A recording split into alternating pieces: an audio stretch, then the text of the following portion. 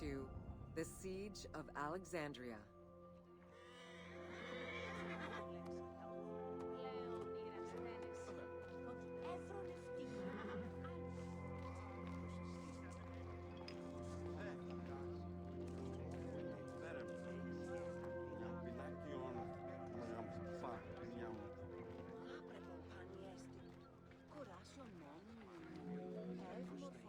Among the collection of writings attributed to Julius Caesar are his descriptions of the Siege of Alexandria, the Gallic Wars, and the commentaries on the Civil War.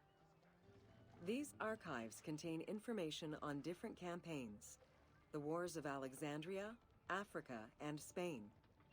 Each of them recounts Caesar's military activity from 58 BCE to 45 BCE. Though Caesar's documents remain a main source of information, it's important to note that the perspective is limited. It is necessary for other historical documents to be taken into consideration to provide a better understanding of events.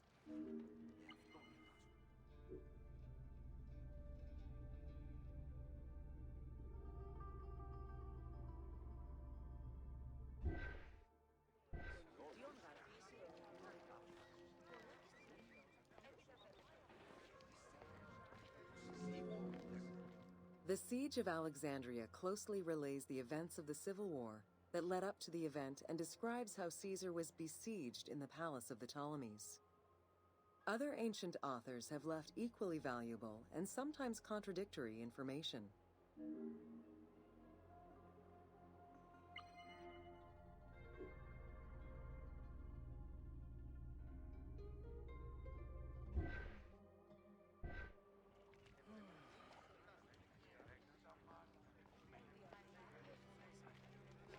Τι γεγονείς αγώνες πάλεως λαϊκίας. Ώραν του απέδρασε να συγχωρούσε σκλάβων τεινά. Λέγουσε Αδυνάτουμε τη δική θα τάξει Γαλλίνους πάλι μίσο καλώς τα ήκουσες εγώ συνέξω. Έχεις να δει αυτό. Σκόμαι φαντάρες, όποτε και τα βρακένα δυνάμει Αυτόν εκτόνισε. Ότον ιδιώτας σου τα κάνει φύστατα.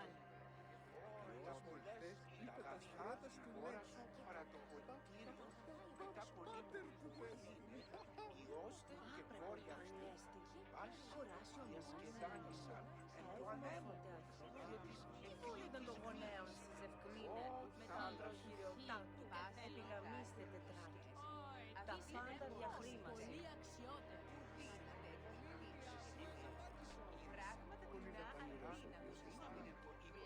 Πρώτον δεόμαστε πολλά αργύρια, τέλητα και δασμούς. Ύστερον χειμώνας βαρύς ήλθε και χάλασε τα χωράφια της Ελέας στην Άπελο. Τι γεγονία της αγώνες πάλεως. Εμείς εκεί εσχήνει έστι το γενόμενο. Πώς έπραξε. Εστίσεις ένθαδε.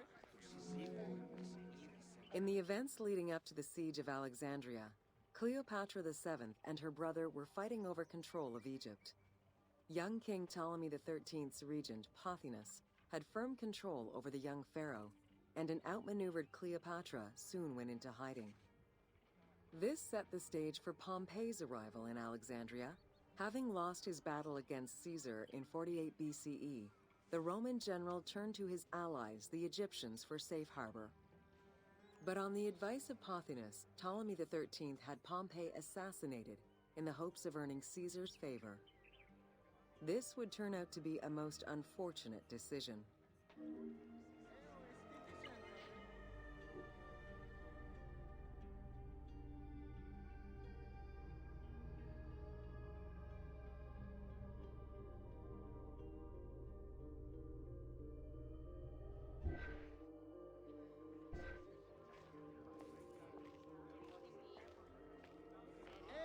Εσούτε καλέω,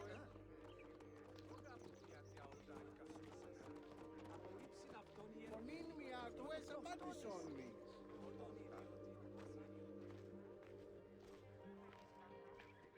Παραέμφαδε. Upon his arrival in Alexandria, Caesar was presented with Pompey's head. The sight of a Roman murdered by Egyptians did not sit well with him. Caesar made his displeasure clear, ordering the return of Cleopatra and for the siblings to resolve their differences and resume their co-rule of Egypt, as per the will of their father. Neither Pothinus nor Ptolemy XIII wished to accede to this demand. While doing his best to aggravate Caesar, Pothinus secretly plotted against the Roman ruler and sent word for Egyptian general Achillas to bring his 20,000 men to fight on his behalf. While Pothinus plotted against Caesar, Cleopatra made a bold move.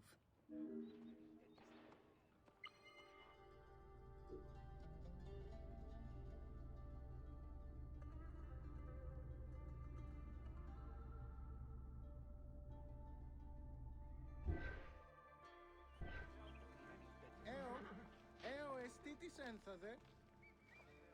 Μάλακε. Καλώς. Παραένθαδε.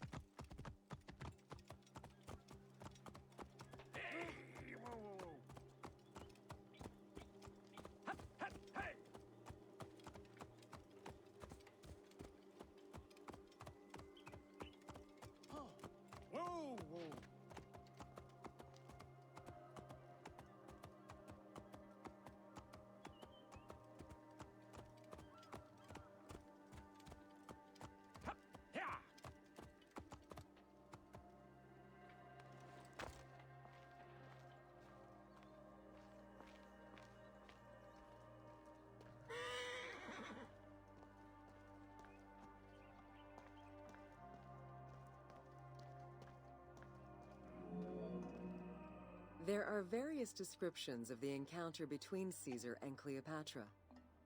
One report states that she snuck into the palace alone at night. Another account claims she was accompanied by an ally and was brought inside the palace wrapped in a carpet bag. Though exactly what happened at this fateful meeting is up for debate, what is known is that Cleopatra met with Caesar and earned his approval. Pothinus and Ptolemy XIII were most vexed with this turn of events.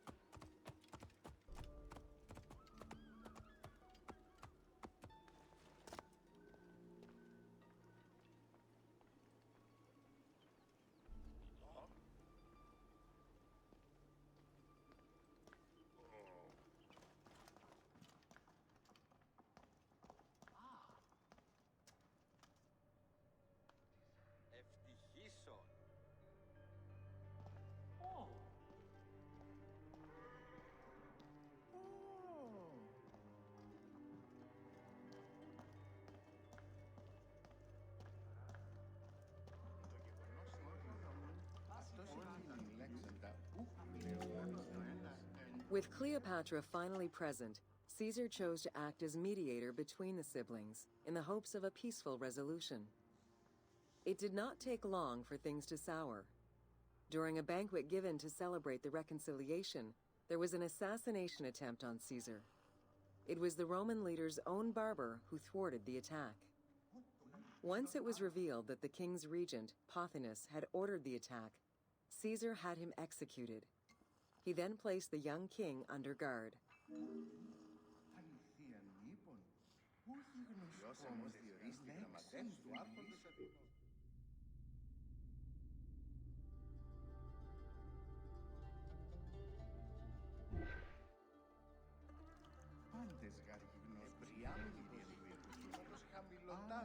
Εκατό δραχμών.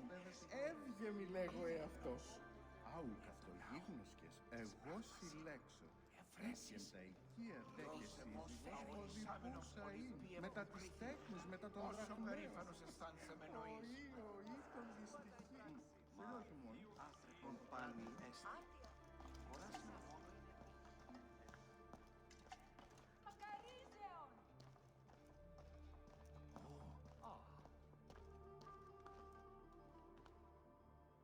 Μακαρεσίτε.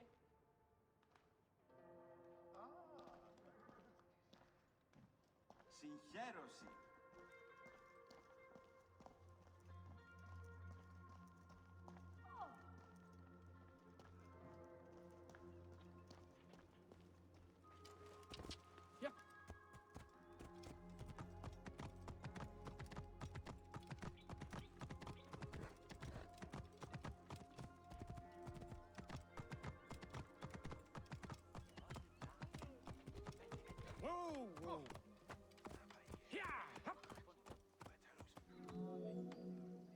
Caught within the palace with roughly 4,000 troops, and with the knowledge that the arrival of enemy forces was imminent, Caesar sent for help from Syria, Rhodes, and Cilicia. He ordered his men to dig a ditch around the palace and build a wall leading to the harbor. This would ensure Caesar's access to the sea. When Egyptian General Achillas arrived in the city with 20,000 men, the battle for Alexandria began.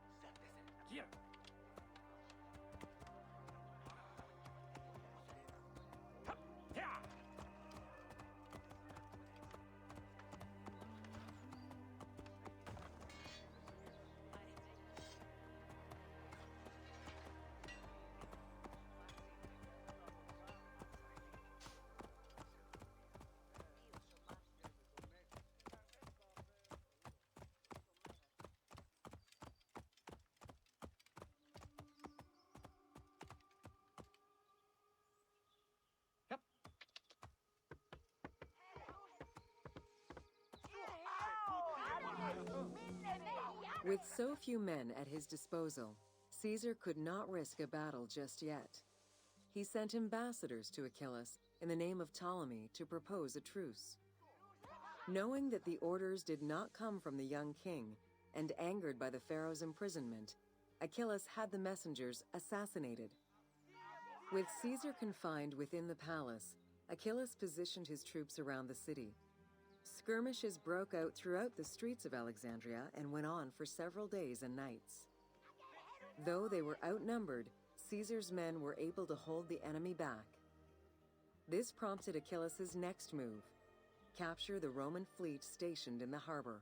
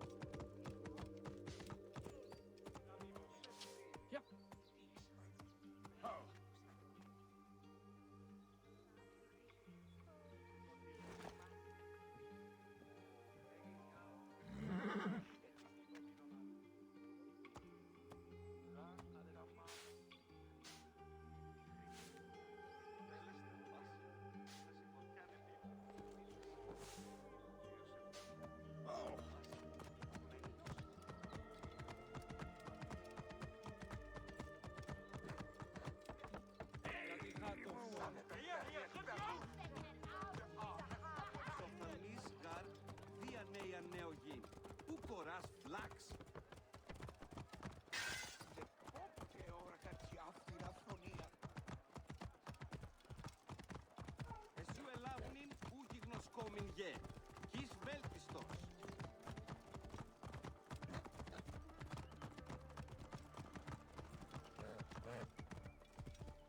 Αδαείς εσύ, γνώσιν ελάβει ουδεπόποτε κατέχεις.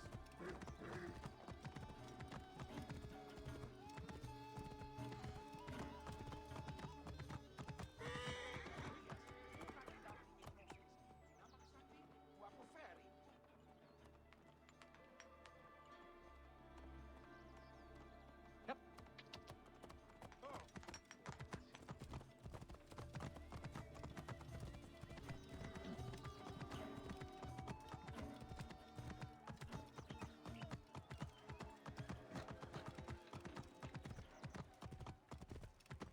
Χέρι.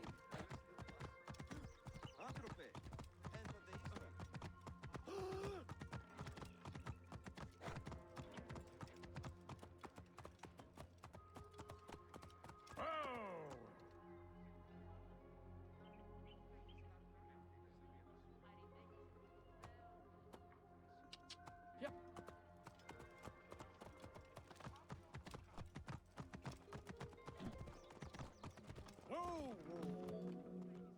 Although the palace offered protection, losing the port meant the end of help and supplies. Caesar knew he had to protect the fleet. While he and his troops succeeded in regaining control of the port, he knew it would be impossible to sustain. Caesar ordered the burning of the ships. With passage back to the palace closed off, he headed for the lighthouse of Alexandria.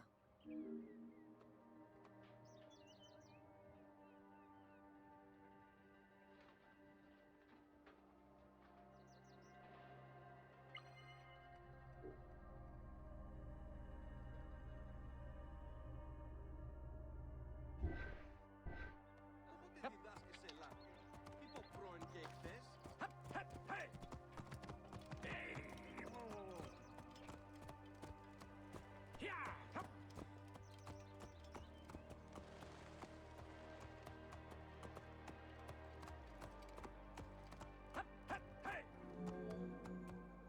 Fighting their way through the Egyptian troops, Caesar and his men eventually reached Pharis Island. There, they took refuge within the lighthouse. With easy access to the open sea, Caesar was able to send messages to his allies requesting reinforcements and more supplies. The island fort also allowed him to control access to the harbor by relying on the chains used by the Egyptians to control ship traffic to and from Alexandria's docks.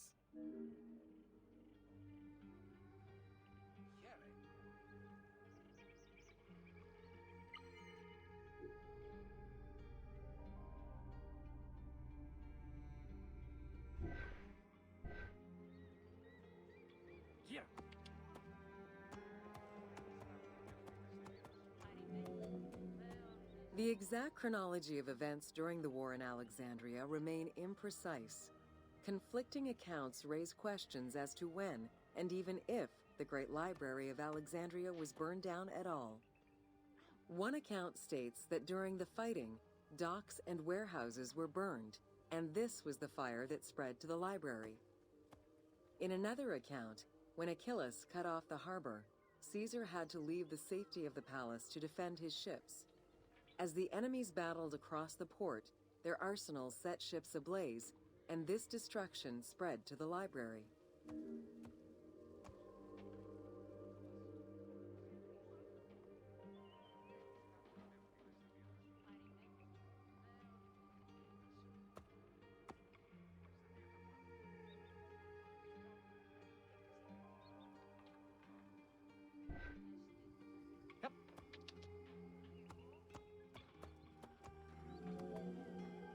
In either case, the Great Library was not completely destroyed.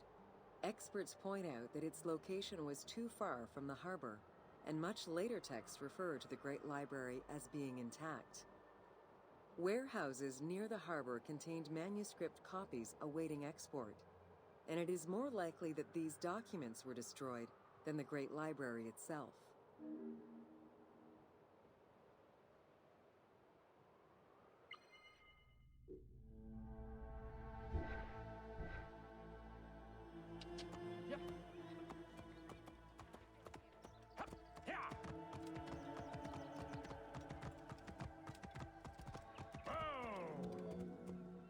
The destruction of the Great Library may have been due to a number of fires over the ages.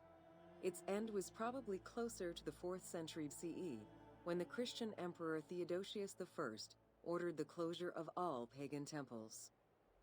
While some documents survived after being moved away, it remains unclear just what knowledge may have been lost.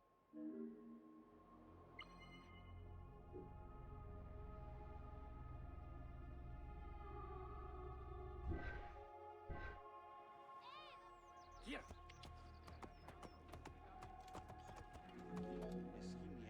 Where there are accounts of Achillas being in control of the battle against Caesar, it appears that instead Cleopatra's sister, siding with her brother, had him killed and put her ally Ganymedes in his place.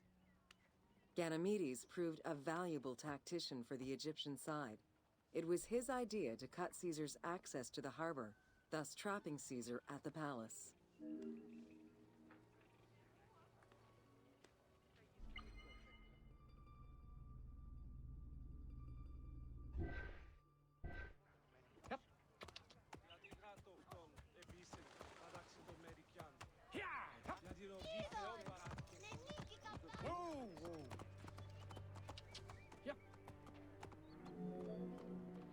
During the time of Ptolemy I, canals had been dug throughout Alexandria to provide fresh water. Ganymedes had his men take control of these canals. After isolating their own water supply, he had his men pour salt water into the canals and cisterns that led to Caesar's camp.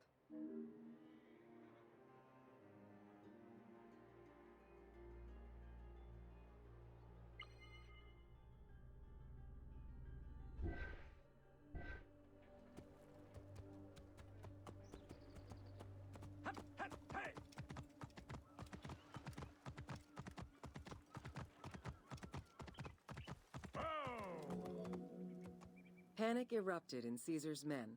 They wouldn't last long without fresh water. Recognizing that the porous limestone could help them, Caesar and his men dug wells to restore their water supply.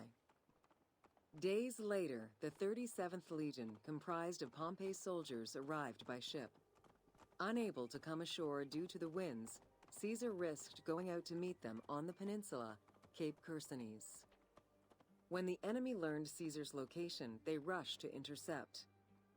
Despite an obvious advantage for the Alexandrians, Caesar, with a Rhodian ship full of skillful sailors, emerged victorious.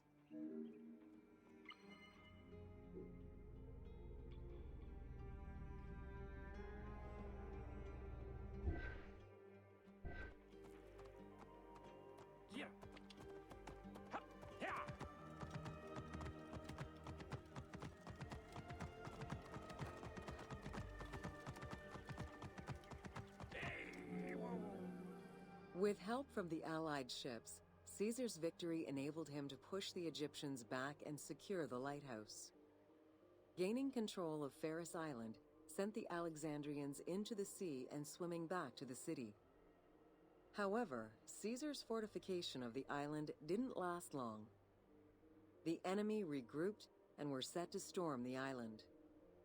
Panic-stricken, in spite of Caesar's encouragement, many of his men then fled their posts, either by ship or jumping into the sea.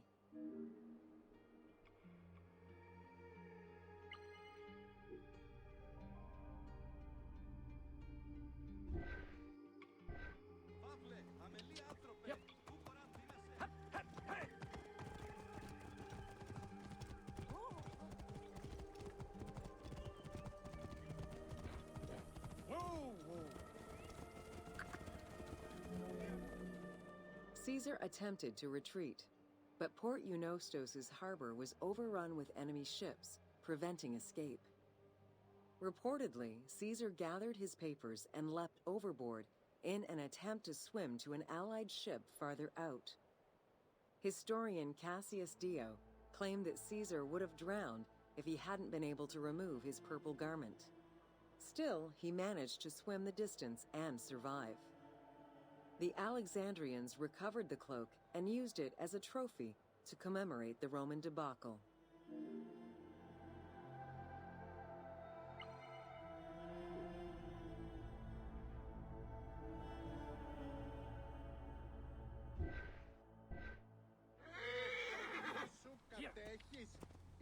του οίκου σου.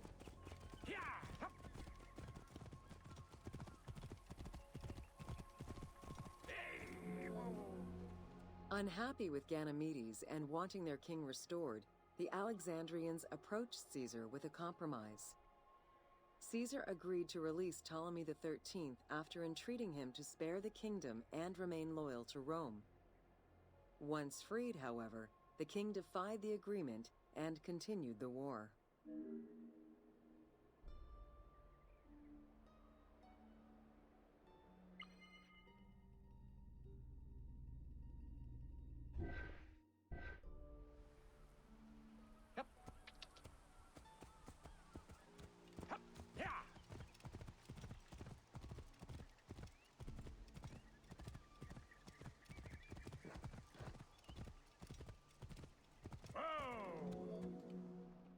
By this time, a faithful ally of Caesar's, Mithridates, arrived in Egypt, clashing with Ptolemy's troops at Pelusium. Outnumbering the enemy, Mithridates secured the region between Pelusium and Alexandria. Ptolemy, warned of Caesar's ally marching on Alexandria, sent his troops to prevent passage over the river.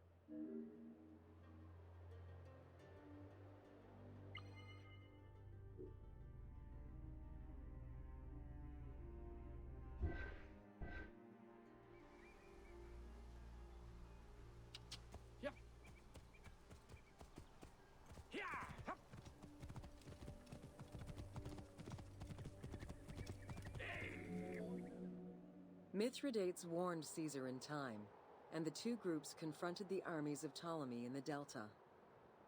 In the Battle of the Nile, the Romans gained the upper hand, sending the Egyptians fleeing. In the tumult and panic, King Ptolemy XIII drowned in the Nile.